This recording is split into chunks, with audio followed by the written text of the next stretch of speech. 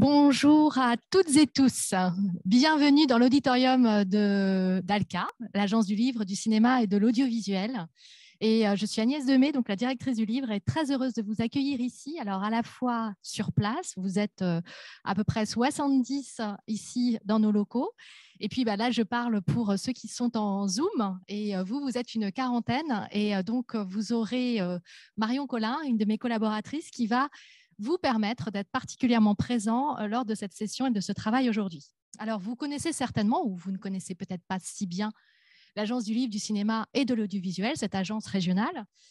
Peut-être que vous connaissez son rôle d'accompagnement et de plateforme qu'elle a vis-à-vis de l'ensemble de la filière du livre et tout particulièrement aujourd'hui les traducteurs et les traductrices.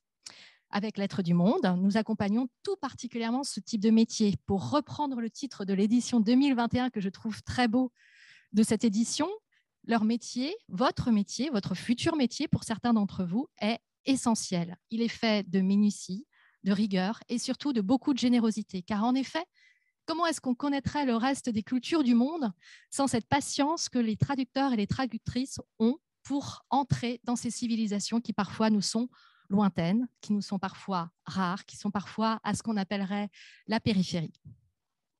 Avec cette journée et notre programme 2022, ALCA souhaite particulièrement renforcer son rôle auprès des traducteurs et des traductrices, notamment avec des acteurs essentiels de notre paysage ici en Nouvelle-Aquitaine, Matrana, la maison de la traduction en Nouvelle-Aquitaine. Je vais citer tout particulièrement une action qui aura lieu dès 2022 en matière de traduction. Il s'agit le 27 janvier au Festival international de la bande dessinée d'une petite masterclass sur la traduction de manga par Miyako Slocombe. Elle a été primée d'ailleurs, cette artiste, pour son travail de traduction du roman japonais. Donc, vous voyez, ce sont des choses très précises qu'ALCA permet aussi d'organiser avec les partenaires sur l'ensemble du territoire de Nouvelle-Aquitaine.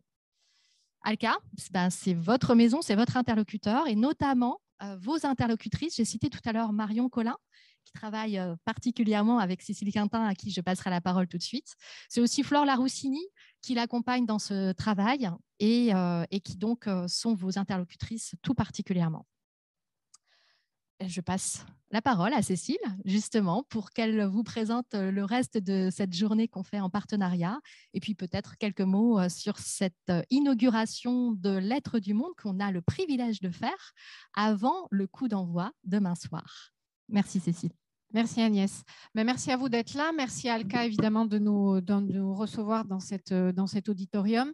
Effectivement, Lettres du Monde est une association donc, qui promeut la littérature, les littératures étrangères et qu'il nous semble important de focuser sur la place des traducteurs puisqu'effectivement, si on a accès à toutes ces littératures étrangères, c'est bien parce qu'à un moment donné, il y a eu un travail des traductrices et des traducteurs pour nous faire passer un texte en langue française. Donc, c'est tout à fait pour nous au cœur de notre sujet.